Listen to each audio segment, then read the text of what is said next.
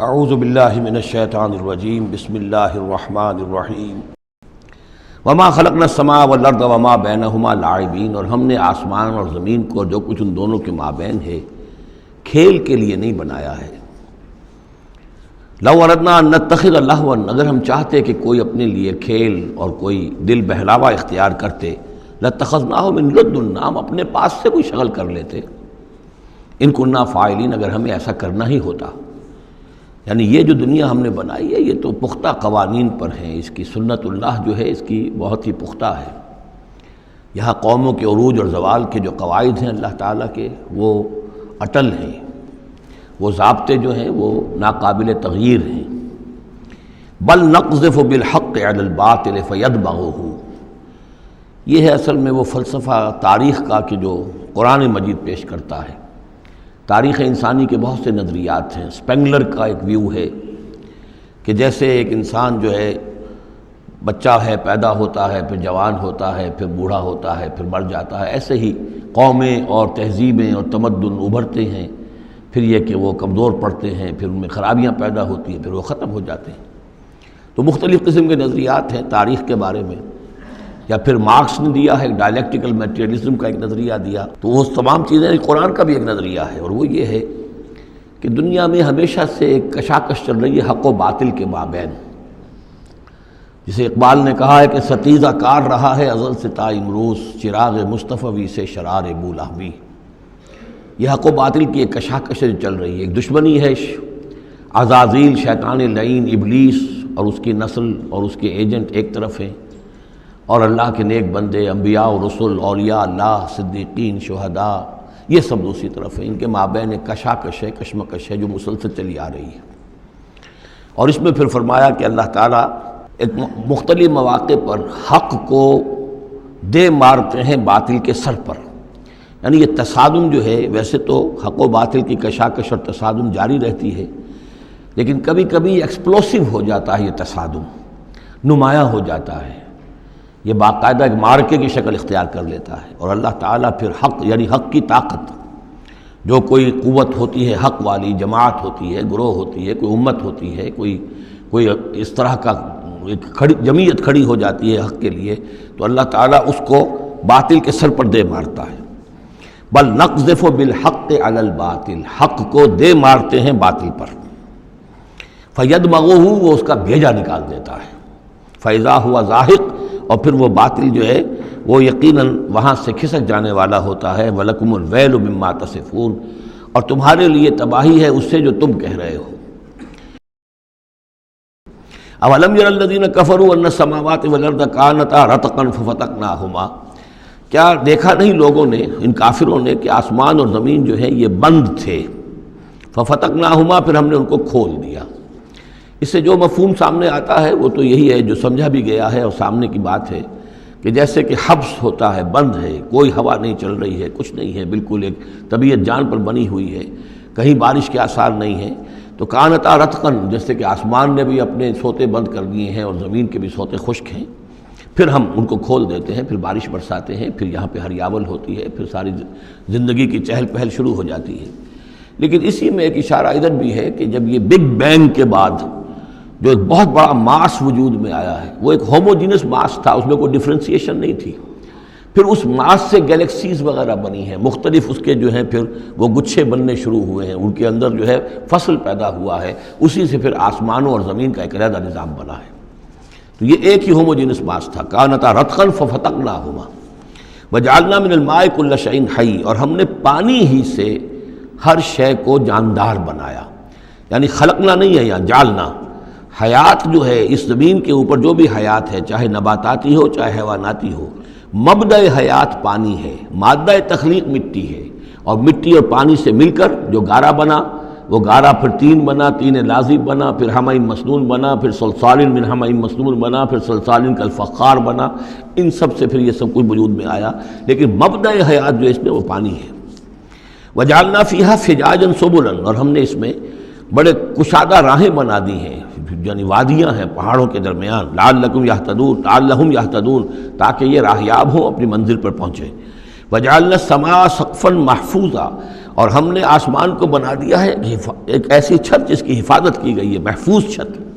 وَهُمْ عَنْ آیَاتِنَا مُعْرِضُونَ، لیکن یہ ہماری آیات سے اعراض کرتے ہیں۔ ایک تو سقفاً محفوظ کا ذکر پہلے آ چکا ہے کہ آسمانوں پر جو ستارے ہیں سمائے دنیا پر، جن کو کہ زینت بھی بنا دیا گیا اس دنیا کے لیے، لیکن یہ ہے کہ ان کی حیثیت ہے کہ جہاں پہ یہ میزائل سینٹرز ہیں کہ جہاں سے اگر یہ جنات جو ہیں شیاطین جن اگر جاتے ہیں اس سے پرے جانے کی کوشش کرتے ہیں اور وہاں سے کچھ غیب کی خبریں لینا چاہتے ہیں تو ان پر میزائل جو ہیں وہاں سے داغے جاتے ہیں، شہاب ثاقب جو آتا ہے۔ لیکن ایک یہ کانسیپٹ بھی یہاں ہو سکتا ہے کہ ہمارے اس زمین کے گرد جو اوزون لیئر جو ہے یہ بھی اس کی پروٹیکشن کے لیے ہے، اور یہ اوزون لیئر جو ہے یہ کچھ تھن ہو رہی ہے اور اس سے لوگ بڑی کھلبلی مچی ہوئی ہے پوری دنیا میں، یہ جو بھی ماحولیات کے جاننے والے ہیں۔ تو سقفاً محفوظہ، پھر خود یہ جو ہمارا جو یہ فضا ہے اور یہ ایٹماسفیئر یہ بھی ہمارے لیے ایک محفوظ شے ہے، اس لیے کہ اگر کوئی شے اوپر سے یہاں آتی ہے تو رگڑ جو کھاتی ہے اس فضا کے اندر تو اس سے وہ تحلیل ہو جاتی ہے، زمین کے اوپر گرنے نہیں پاتی۔ وَهُمْ عَنْ آیَاتِنَا مُعْرِضُونَ وَهُوَ الَّذِي خَلَقَ اللَّيْلَ وَالنَّهَارَ وَالشَّمْسَ وَالْقَمَرَ، وہی ہے جس نے پیدا کیا رات کو اور دن کو اور سورج کو اور چاند کو، كُلٌّ فِي فَلَكٍ يَسْبَحُونَ، اور یہ سب کے سب اپنے اپنے مدار میں گھوم رہے ہیں، پھر رہے ہیں، تیر رہے ہیں۔ وَمَا جَعَلْنَا لِبَشَرٍ مِّن قَبْلِكَ الْخُلْدَ، اور اے نبی آپ سے پہلے ہم نے کسی انسان کے لیے دوام نہیں رکھا، کوئی انسان ہمیشہ کے لیے دنیا میں نہیں آیا۔ أَفَإِن مِتَّ فَهُمُ الْخَالِدُونَ، تو کیا آپ اگر فوت ہو جائیں گے تو کیا یہ لوگ ہمیشہ رہیں گے؟ آخر ابو جہل کو بھی مرنا ہے اور ابو لہب کو بھی مرنا ہے، یہ سب مریں گے۔ کل نفس ذائقۃ الموت، تمام ذی نفس تمام جانداروں کو موت کا مزہ چکھنا ہے۔ وَنَبْلُوكُمْ بِالشَّرِّ وَالْخَيْرِ فِتْنَةً، اور اس دنیا کی زندگی میں ہم آزماتے رہتے ہیں تمہیں، کبھی شر سے کبھی خیر سے، اور شر بھی تمہاری مناسبت سے شر ہے کہ تمہیں برا لگتا ہے، تمہارے لیے تکلیف دہ ہے، ناگوار شے ہے، خیر وہ جو تمہارے لیے خوشگوار ہے، خوش آئند ہے، اس سے ہم تمہیں آزماتے رہتے ہیں۔ ہو سکتا ہے کہ جسے تم شر سمجھ رہے ہو اس میں حقیقت کے اعتبار سے خیر ہو، اور جسے تم خیر سمجھ رہے ہو وہ حقیقت کے اعتبار سے شر ہو، لیکن پھر بھی تمہارا اپنا ایک تاثر ہے۔ وَإِلَيْنَا تُرْجَعُونَ، اور ہماری طرف تم سب کو لوٹا دیا جائے گی۔ وَهَذَا ذِكْرٌ مُبَارَكٌ أَنزَلْنَاهُ، اور یہ ذکر ہے، پہلے ہم نے تورات دیا تھا، موسیٰ اور ہارون کو تورات دی تھی، اس میں ذکر بھی تھا، اس میں فرقان بھی تھی، اس میں ضیاء بھی تھا۔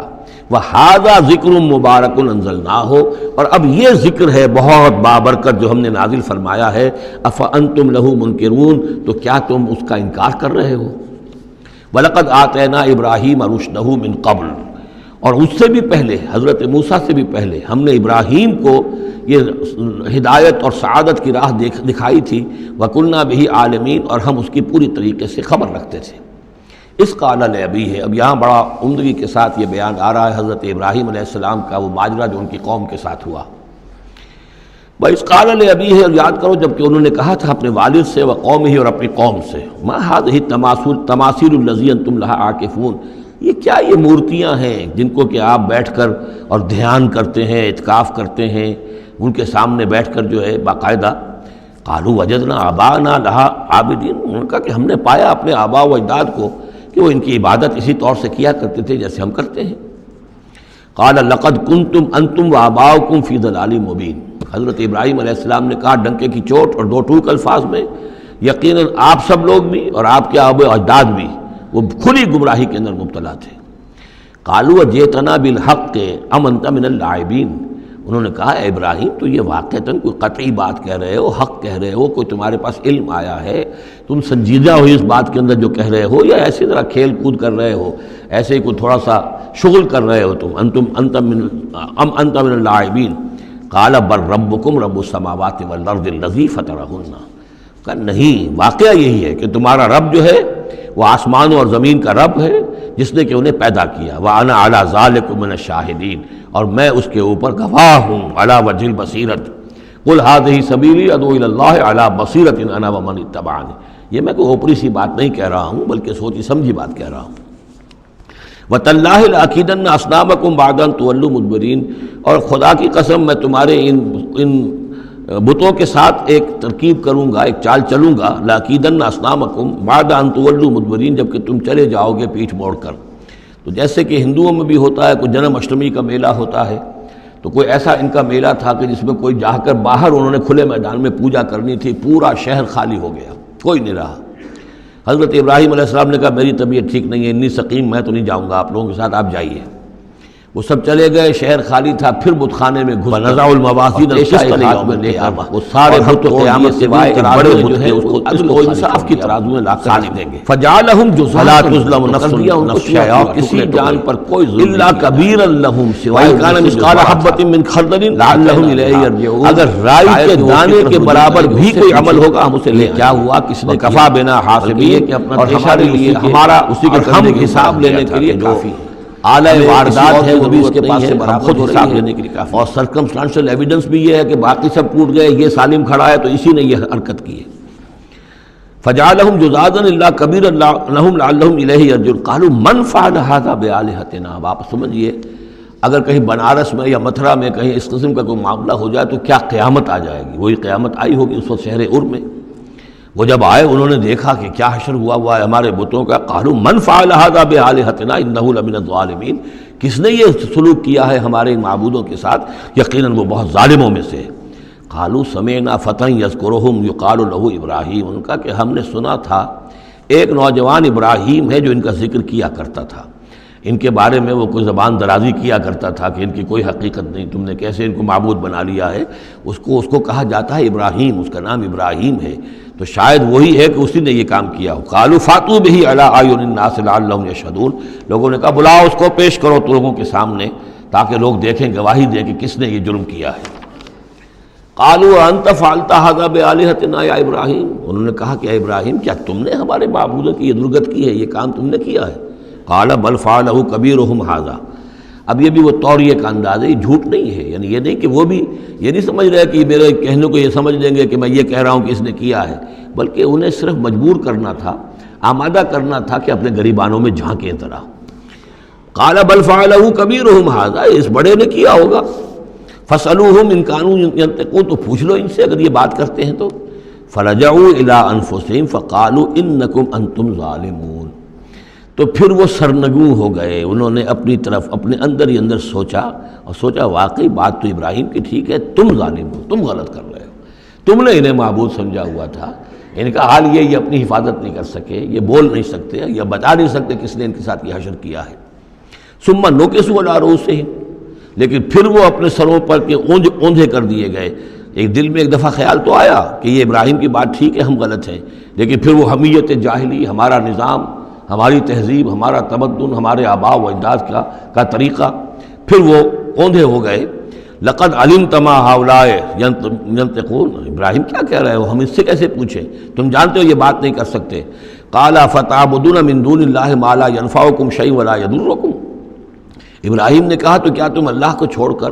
ایسی چیزوں کو پوچھتے ہو جو نہ تمہیں کوئی نفع پہنچا سکتی ہیں کچھ بھی، اور نہ کوئی نقصان پہنچا سکتی ہیں۔ اف لکم ولما تعبدون من دون اللہ، تف ہے تم پر بھی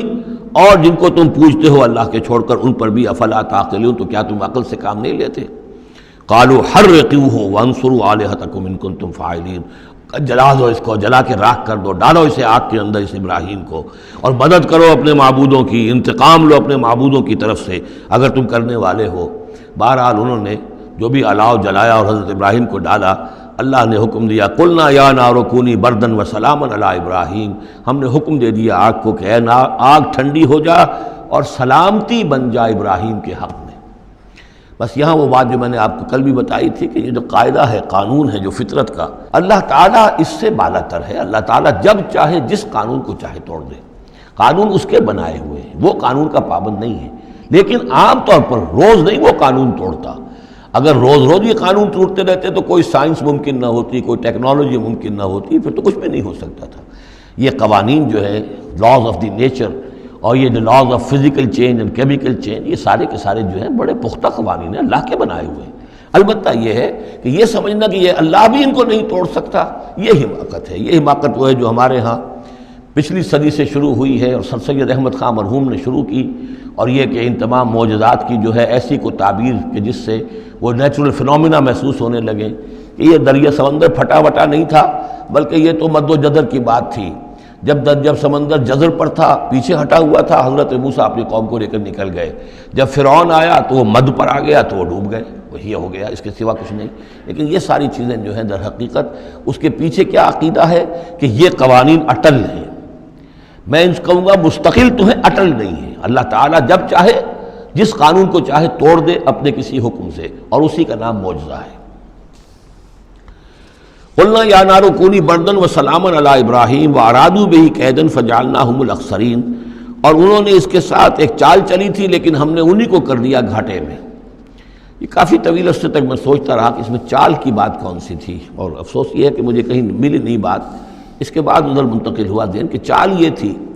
ان کا یہ خیال تھا کہ حضرت ابراہیم ابھی تو ٹھیک ہے یہ کھڑے ہوئے ہیں بڑے ڈٹ کر باتیں کر رہے ہیں، جب آگ کے الاؤ کے کنارے لے جا کے کھڑے کریں گے تو سب ان کے ہوش ٹھکانے آ جائیں گے، پھر یہ توبہ کر لیں گے۔ وہ یہ سمجھتے تھے کہ یہ سارا جو ہے ہم کر رہے ہیں اس کے ساتھ، لیکن یہ کہ یہ بالآخر توبہ کر لے گا جان بچانے کے لیے، لیکن یہ کہ اللہ تعالیٰ نے اس کے برعکس کیا۔ وَأَرَادُوا بِهِ كَيْدًا، انہوں نے چاہا اس کے ساتھ ایک چال، فَجَعَلْنَاهُمُ الْأَخْسَرِينَ، لیکن وہی جو ہے خسارے میں رہے اور ناکام ہو گئے۔ بے خطر کود پڑا آتش نمرود میں عشق، عقل ہے محو تماشائے لب بام ابھی۔ ان ہذہ امتکم امۃ واحدہ، یقیناً یہ ایک ہی امت ہے، یہ ایک امت ہے تمہاری اور ایک ہی امت ہے۔ یعنی ویسے تو امت ابراہیم اور امت اسماعیل اور امت موسیٰ اور امت عیسیٰ اور امت محمد، یہ بہت سی امتیں ہیں دنیا میں، لیکن یہ جو ہے یہ سب ایک امت تھے، ایک ہی دین تھا۔ کان الناس امۃ واحدۃ، تمام انسان شروع میں ایک ہی امت تھے، لیکن بعد میں یہ کہ لوگوں نے پگڈنڈیاں نکال لی، غلط راستوں پر مڑ گئے، ہوتے ہوتے وہ غلط راستے اتنے دور چلے گئے ہیں کہ پہچانی ہوئی صورت بھی پہچانی نہیں جاتی۔ اب ان کو پہچاننا ہی مشکل ہے کہ ان کا کوئی تعلق واقعتاً اس دین حق کے ساتھ تھا بھی کبھی، لیکن یہ ہے کہ حقیقت یہ ہے کہ یہ تمام انبیاء اور رسل جو ہیں یہ ایک امت ہیں، ایک گروہ ہے، ایک ان کا رب ہے اللہ، ایک ہی کے ماننے والے ہیں، اسی کے دین کو لے کر یہ آئے۔ ہاں شریعتوں میں زمانے کے ارتقاء کے ساتھ ساتھ، حالات کی تبدیلی کے ساتھ، شریعتوں کے اندر اور تفصیلی احکام میں کچھ فرق واقع ہوتا رہا۔ ان ھذہ امتکم امۃ واحدۃ وانا ربکم فاعبدون، اور میں ہوں تم سب کا رب، بس میری ہی بندگی کرو۔ وما ارسلناک الا رحمۃ للعالمین، اور نبی ہم نے نہیں بھیجا ہے آپ کو مگر تمام جہان والوں کے لیے رحمت بنا کر۔ آپ صرف عرب کے لیے نہیں بھیجے گئے تھے، اگر عرب کے لیے بھیجے گئے ہوتے تو آپ کا جو مقصد بعثت تھا وہ مکمل ہو گیا، وہ تو جزیرہ نما عرب میں دین کا بول بالا ہو گیا۔ هو الذی ارسل رسولہ بالہدی ودین الحق لیظہرہ علی الدین کلہ، تو وہ تو ہو گیا، جزیرہ نما عرب کے اندر اللہ کا دین جو ہے اس کا بول بالا ہو گیا تھا۔ آپ بھیجے گئے تمام جان والوں کے لیے، لہٰذا آپ کے بعثت کا مقصد اسی وقت مکمل ہوگا جب کل روئے ارضی پر آپ کا لایا ہوا دین غالب ہو جائے، تب جا کر، جس کو اقبال نے کہا ہے کہ وقت فرصت ہے کہاں، کام ابھی باقی ہے، نور توحید کا اتمام ابھی باقی ہے۔ تو وہ اتمام جو ہے ایک اعتبار سے تو ہو گیا تھا، جزیرہ نما عرب کی حد تک اتمام ہو گیا، لیکن یہ کہ دنیا جو ہے بھی تو بہت بڑی تھی، نوع انسانی جو ہے بڑی جو ہے اس تک ابھی دین کو پھیلانا تھا، پہنچانا تھا۔ دور خلافت راشدہ میں وہ سلسلہ شروع ہوا ہی تھا، لیکن اس کے بعد یہ ایک سازش کے نتیجے میں عبداللہ ابن سبا نے جو سازش کی یہودی نے اور مسلمانوں کو آپس میں لڑا دیا، ایک فتنۃ الکبریٰ پیدا ہوا، جس کے نتیجے میں حضرت عثمان شہید کیے گئے اور پھر باہمی خانہ جنگی ہوئی، 1,00,000 مسلمان ایک دوسرے کی تلواروں اور نیزوں سے ختم ہو گئے، تو وہ پروسیس وہیں رک گیا۔ اس کے بعد سے تو ہم اس کے واپس آئے ہیں، وہ دین کا جو غلبہ تھا وہ دین سے ہم پیچھے ہٹے ہیں، پسپائی ہوئی ہے،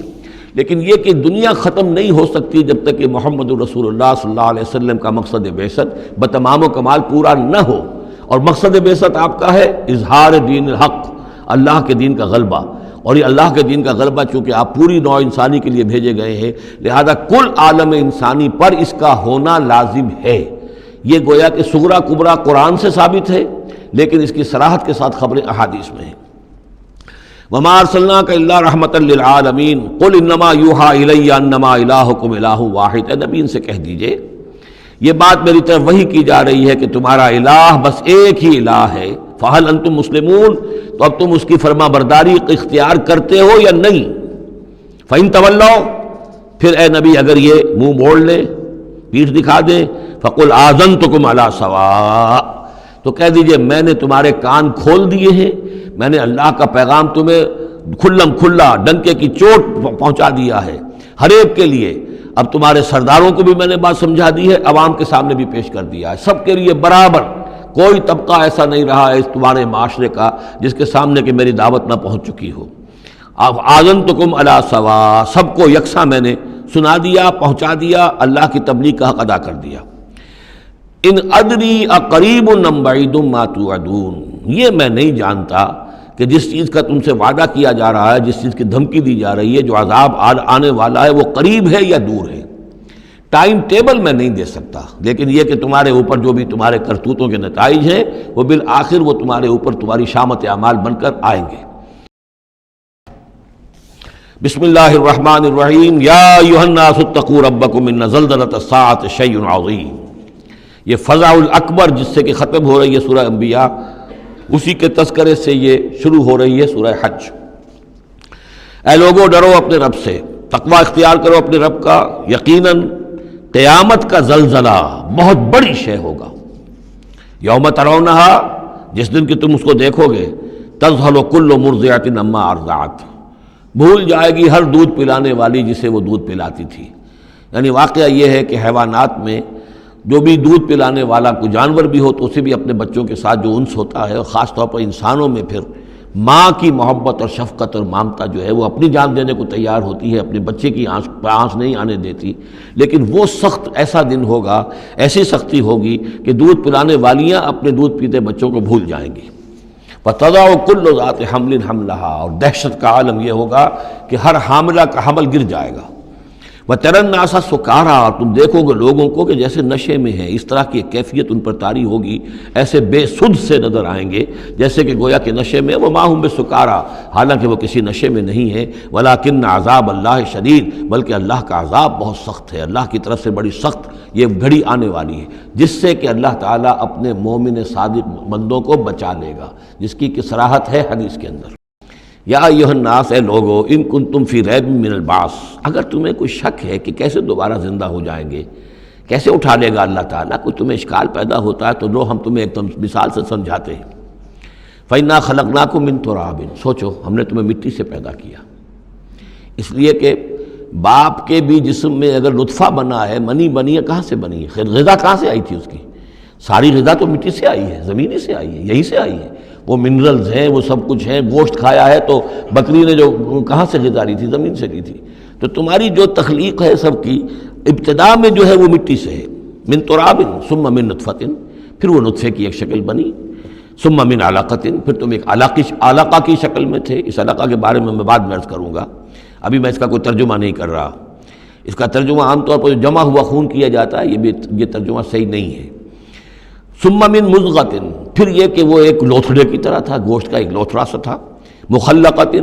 غیر مخلقۃ، پہلے اس پہ کوئی نشانات تھے ہی نہیں، پھر اس لوتھڑے کے اوپر نشانات آنے شروع ہوئے، معلوم ہوا کہ یہاں سے یہ بازو نکلیں گے، یہاں سے یہ ٹانگیں نکلیں گی، اسی کے اندر جو ہے یہ آثار شروع ہو گئے۔ لنبین لکم، تاکہ ہم تمہیں کھول کھول کر بیان کر دیں۔ یہ جو بھی سٹیجز ہیں کہ جو ایمبریونک جو سٹیجز ہیں، اس میں واقعہ یہ کہ اس کے بارے میں کیتھل مور کا میں قول آپ کو سنا چکا ہوں، جو تعارف قرآن کا میرا لیکچر تھا، کہ ان چیزوں کے بارے میں حیران اور ششدر ہیں جو اس وقت ایمبریولوجی کے سب سے بڑے ماہر ہیں، جن کی ٹیکسٹ بکس دنیا کے اندر سب سے زیادہ مستند مانی جاتی ہے، کہ ہم حیران ہیں کہ یہ ساری چیزیں قرآن مجید نے کیسے کہی ہیں، اور یہ بالکل ایگزیکٹ جو ہے تعبیر ہے ان سٹیجز کی کہ جو رحم مادر میں انسانی جنین جن سٹیجز سے گزرتا ہے اس کی اس سے زیادہ صحیح تعبیر ہو نہیں سکتی۔ وَنُقِرُّ فِي الْأَرْحَامِ مَا نَشَاءُ، یہی مضمون چونکہ دوبارہ پھر آئے گا سورہ مومنون کے پہلے رکوع میں، تو میں وہاں اس کے بارے میں تفصیل سے عرض کروں گا۔ اور ہم ٹھہرائے رکھتے ہیں رحموں میں جو ہم چاہتے ہیں، یعنی رحم کے اندر پھر رحم مادر میں وہ حمل رہتا ہے، اب وہ حمل بیٹے کا ہوا ہے، بیٹی کا ہوا ہے، یا بیٹا یا بیٹی وہ ذہین ہے، فتین ہے، خوبصورت ہے، کیسی ہے، صحیح ہے، سالم ہے، وہ ہمارا فیصلہ ہے۔ نقر فی الارحام ما نشاء الی اجل مسمى، ہم ٹھہرائے رکھتے ہیں رحموں میں جو ہم چاہتے ہیں ایک وقت معین تک، ثم نخرجکم طفلا، پھر ہم تمہیں نکالتے ہیں اور تم چھوٹے سے بچے ہوتے ہو، ثم لتبلغوا اشدکم، پھر تم اپنی پوری جوانی کو پہنچتے ہو، قوت کو پہنچتے ہو، ومنکم من یتوفی، تم میں سے وہ بھی ہیں کہ جو پہلے ہی ان کا انتقال ہو جاتا ہے، انہیں قبض کر لیا جاتا ہے، انہیں اللہ تعالیٰ لے جاتا ہے۔ وَمِنْكُمْ مَنْ يُرَدُّ إِلَىٰ أَرْذَلِ الْعُمُرِ، اور تم میں سے ایسے بھی ہوتے ہیں جو بڑی ہی نکمی ضعیفی کی عمر کو پہنچ جاتے ہیں، لِكَيْ لَا يَعْلَمَ مِن بَعْدِ عِلْمٍ شَيْئًا، کہ پھر وہ نہ جانے سب کچھ جاننے کے باوجود کچھ بھی۔ بڑھاپا آتا ہے تو ایسا آتا ہے، ڈیمنشیا بھی ہو جاتا ہے، ساری ذہنی صلاحیتیں ختم ہو جاتی ہیں، یادداشت زائل ہو جاتی ہے، پھر بچپن کی عادتیں عود کر آتی ہیں، لیکن لا یعلم من بعد علم شیئا، پھر یہ صورت بھی ہو جاتی ہے۔ یہ ارذل العمر ہے جس سے کہ حضور صلی اللہ علیہ وسلم نے اللہ کی پناہ مانگی ہے کہ اللہ اس سے پہلے اٹھا لے، اس سے پہلے کہ انسان اس کیفیت میں آ جائے کہ جس کا نقشہ یہاں کھینچا جا رہا ہے، لیکن لا یعلم من بعد علم شیئا۔ بڑا سقراط تھا، بقراط تھا، کچھ تھا، لیکن اب کیا ہو گیا ہے اس کو دیکھیے۔ وَمِنْكُمْ مَنْ يُرَدُّ إِلَىٰ أَرْذَلِ الْعُمُرِ، ان کے لیے دعا کر لیجیے، اللہم اغفر لہ وارحمہ وادخلہ فی رحمتک وحاسبہ حسابا یسیرا۔ ان سے ایک بہت بڑی خطا ہوئی ہے، رجم کی سزا کے بارے میں میں سورہ نور میں عرض کروں گا، لیکن اللہ تعالیٰ تمام خطاؤں کو معاف فرمانے والا ہے۔ اللہم اغفر لہ وارحمہ وادخلہ فی رحمتک وحاسبہ حسابا یسیرا۔ اللہم نور مرقدہ واکرم منزلہ والحقہ بعبادک الصالحین، آمین یا رب العالمین۔ وَمِنْكُمْ مَنْ يُتَوَفَّى وَمِنْكُمْ مَنْ يُرَدُّ إِلَىٰ أَرْذَلِ الْعُمُرِ لِكَيْ لَا يَعْلَمَ مِن بَعْدِ عِلْمٍ شَيْئًا وَتَرَى الْأَرْضَ۔ اب ایک تو نقشہ کھینچا انسانی زندگی کا، اس آپ مٹی سے چل کر تم کہاں سے کہاں پہنچ گئے، پھر فوت ہو کے پھر مٹی بن جاتے ہو۔ یہ جس کی یہ قدرت ہے، جس کی یہ خلاقی ہے، جو اس سارے نظام کو لے کر چل رہا ہے، تمہیں اس کے بارے میں کوئی شک ہے؟ اس کی قدرت کے بارے میں کوئی تمہیں یہ شبہ وارد ہو سکتا ہے کہ وہ دوبارہ پیدا نہیں کر سکتا؟ اچھا ایک اور مثال لے لو، وَتَرَى الْأَرْضَ حَامِدَةً، تم دیکھتے ہو زمین کو کہ پڑی ہوئی ہے، بے آب و گیا، خشک اور ویران، کئی زندگی کے آثار نہیں۔ فَإِذَا أَنزَلْنَا عَلَيْهَا الْمَاءَ اهْتَزَّتْ وَرَبَتْ، پھر جب ہم اس پر پانی برساتے ہیں تو وہ تازہ ہو جاتی ہے، اہتزاز، اور وہ اس میں جنبش ہو جاتی ہے، اہتزت۔ یہتزو جو آیا یہ لفظ پہلے ہم پڑھ چکے ہیں کہ جب حضرت موسیٰ کا عصا زمین پر انہوں نے رکھا تو وہ تو اب ہلنے لگا، حرکت کرنے لگا جیسے کہ سانپ حرکت کرتا ہے، تو زمین میں بھی حرکت پیدا ہو جاتی ہے، اس لیے کہ اب جو کونپلیں نکل رہی ہیں وہ حرکت کر رہی ہیں، وہ ادھر ادھر جو ہے، جو پہلے زمین پڑی ہوئی تھی ساکن، صامت، ساکن، بے آب و گیا، خشک، لیکن اس کے بعد اہتزت، اس کے اندر ایک حرکت پیدا ہوتی ہے، وہ ربت، وہ ابھرتی ہے، گویا کہ جیسے وہ گھاس یا سبزہ اوپر اٹھ رہا ہے، اور جیسے کہ فصل گویا کہ زمین اٹھ رہی ہے، وہ اٹھتی ہے، ابھرتی ہے۔ وَأَنبَتَتْ مِن كُلِّ زَوْجٍ بَهِيجٍ، اور ہر طرح کی قسم قسم کی تر و تازہ چیزیں جو ہیں وہ اگا دیتی ہے زمین۔ تو ذرا سوچو، زمین مردہ تھی، اللہ نے زندہ کر دیا۔ تمہارا اپنا معاملہ یہ ہے کہ مٹی سے لے کر اور تمہارے ایک انسان پورے بننے تک، یہ پھر کیسے شک کرتے ہو؟ تمہیں اللہ تعالیٰ کی قدرت میں بھی کوئی شک نہیں ہونا چاہیے۔ یہ تمہاری زندگی کا سائیکل چل رہا ہے اور یہ نباتاتی سائیکل چل رہا ہے ساتھ کے ساتھ، یہ چند مہینے کا ہوتا ہے، یہ تمہارا جو ہے یہ 60 70 80 برس کا ہے، اس کے علاوہ تو کوئی فرق نہیں۔ ذالک بأن اللہ هو الحق، یہ اس لیے ہے کہ اللہ تعالیٰ الحق ہے، اس کے حق ہونے میں، برحق ہونے میں کسی شک و شبے کی گنجائش نہیں۔ وَأَنَّهُ يُحْيِي الْمَوْتَىٰ، اور یہ کہ وہ مردہ کو زندہ کرتا ہے، مردہ کو زندہ کرے گا۔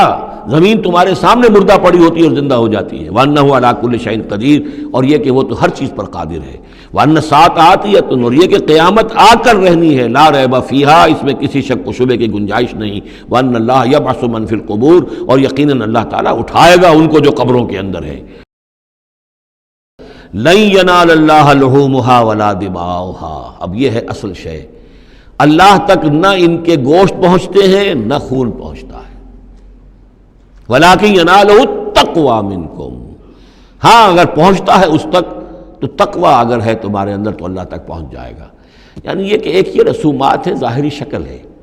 ظاہری شکل اصل دین نہیں ہے، اگرچہ اس کے بغیر بھی